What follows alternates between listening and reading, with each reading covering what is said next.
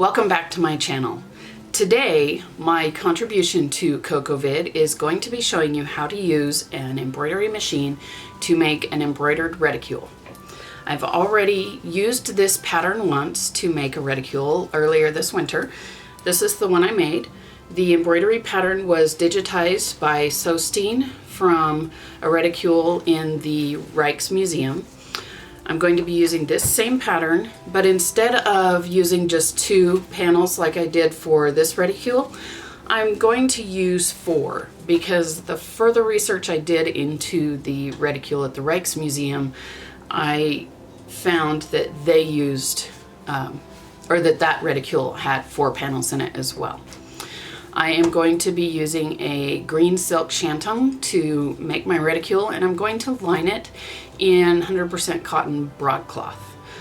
So nothing fancy as the lining, just really good fabric that can be wiped down and washed if needed. So with that, let's get sewing.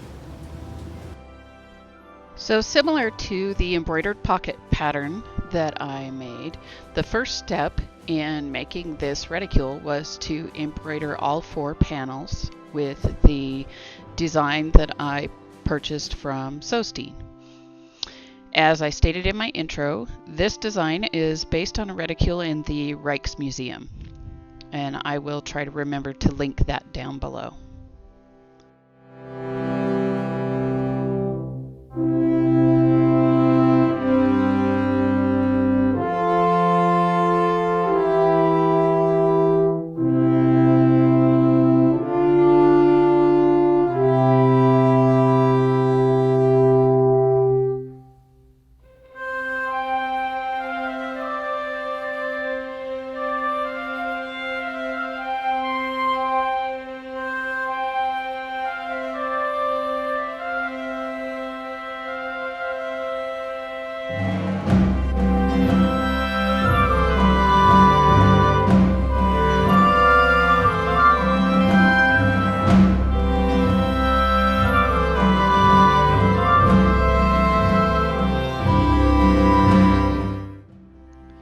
This embroidery pattern started with the green vines that formed the shape of the reticule.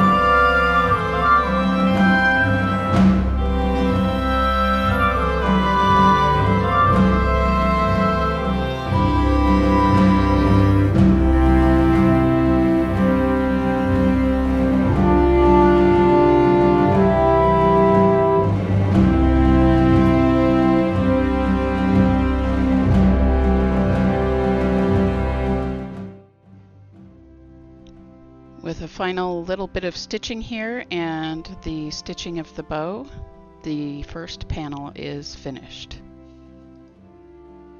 I stitched the same pattern for the back panel, and then I stitched just the bow and the vine borders for the two side panels.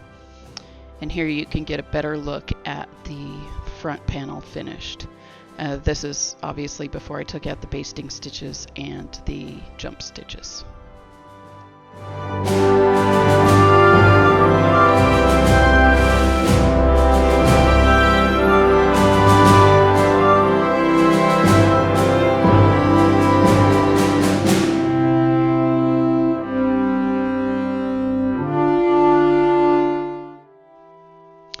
While each panel was being embroidered, with the exception of the first panel, I spent that time trimming the jump threads and removing the stabilizer from the back of the embroidery design.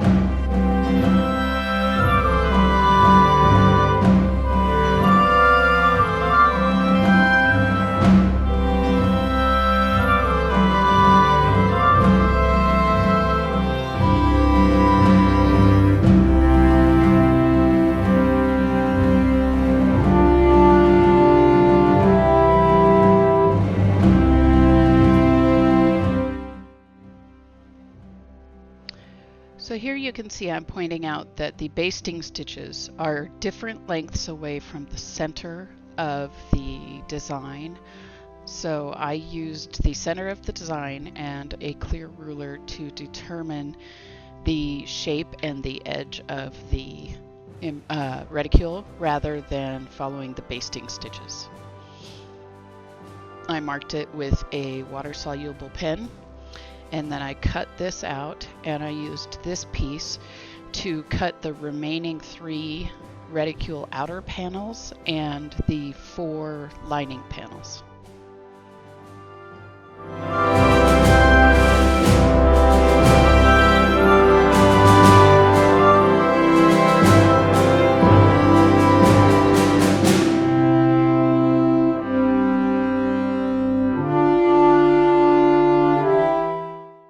Once all 4 pieces of the main fabric were cut and all 4 pieces of the lining were cut, I matched them up and pinned them together and then sewed each of the seams. The nice thing about this pattern is that as you sew each of the side seams, it also closes up the seam on the bottom.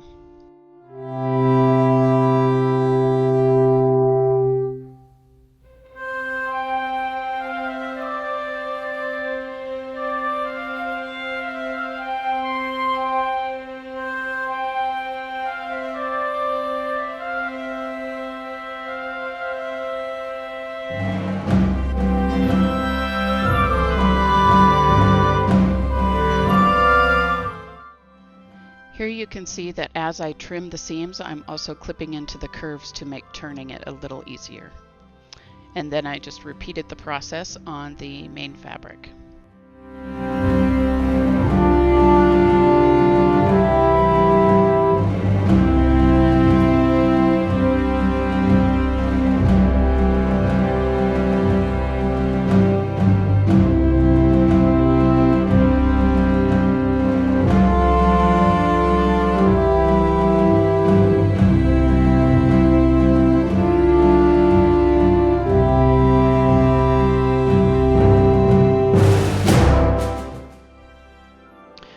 Once all the seams were trimmed, I turned the main fabric right side out, and then I used a seam ripper and took out all of the basting stitches on each of the panels.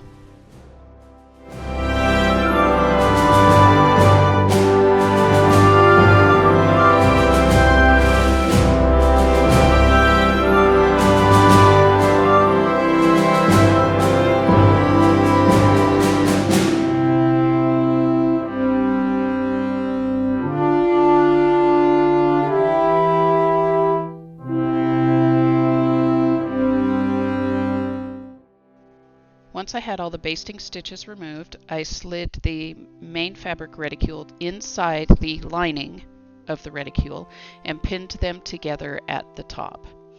I marked an opening so that I could turn them right side out later.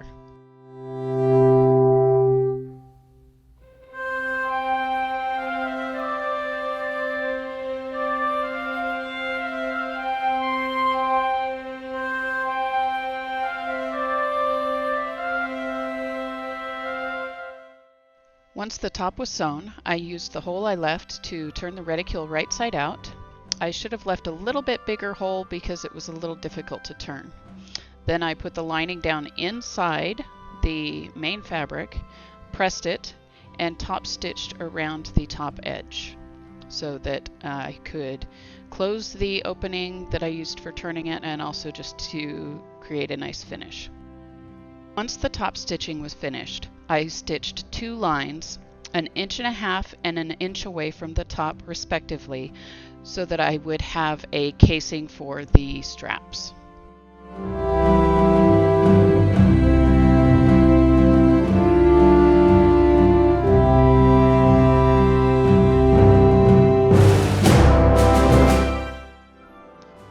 So this is the reticule finished, minus the hand straps. It has a casing that goes all the way around the top. And I took a minute to try to decide where to put the openings, and eventually I decided to put the openings for the straps in the center of each of the side pieces. To make the straps, I just cut 1 inch wide strips of the same silk fabric, sewed them into a tube, and turned them right side out.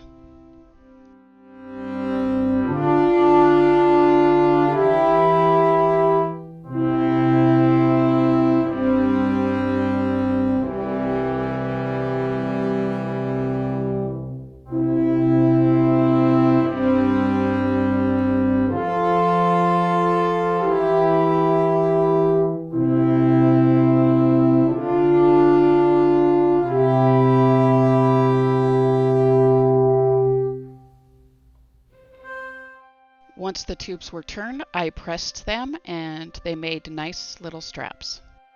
I did not have the foresight to sew buttonholes or eyelets in the reticule before I sewed it together. So I followed Bernadette Banner's hand-sewn buttonhole tutorial, and I will link it in a card up above.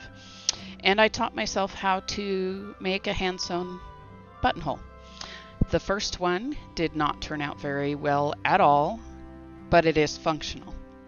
The second one actually turned out pretty well. I'm pretty proud of it.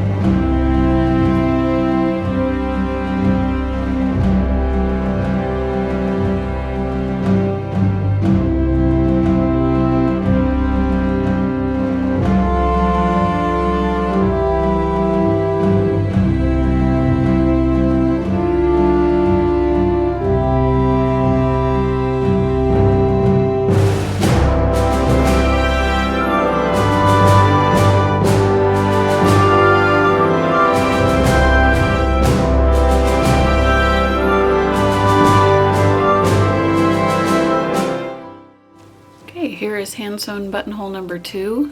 It is much, much better than the first one. It still looks kind of funky because it has fray check on it, and I haven't washed off the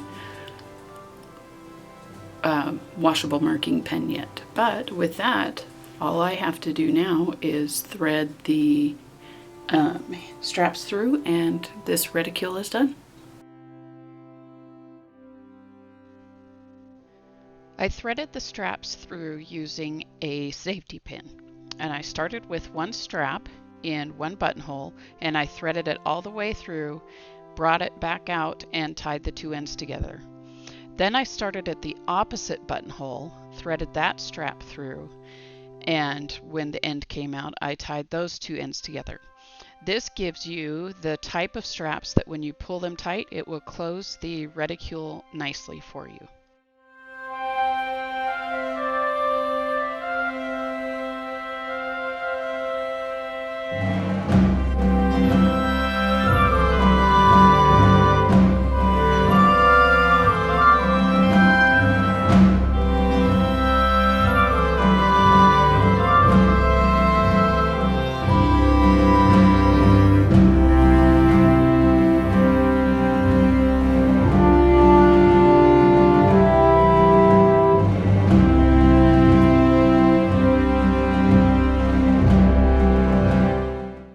And now our reticule is almost finished, not quite. I did order some tassels to put on each of the points, but they have not arrived yet, so I haven't been able to put them on. But I need to get this video edited and uploaded, so I'm going to show you the finished reticule without the tassels. So this is it. The front and back panel both have this full embroidery on them, and the side panels both have just the vine outline and the bow in the center. As you can tell when I hold them both up, the reticule with 4 panels is much, much bigger than the original one that I made. This turned out great. I used the same silk as the body to make basically turned tubes to make the straps, and I think they work perfectly. So I hope this video was helpful, and please check out the rest of the CoCoVid contributions. They'll be linked in a playlist down below. And if you liked this video, hit the thumbs up, and if you'd like to see more content like this from me, please subscribe. And if you'd like YouTube to let you know every time I upload a video, hit the little bell. Thanks for watching. Have a great day.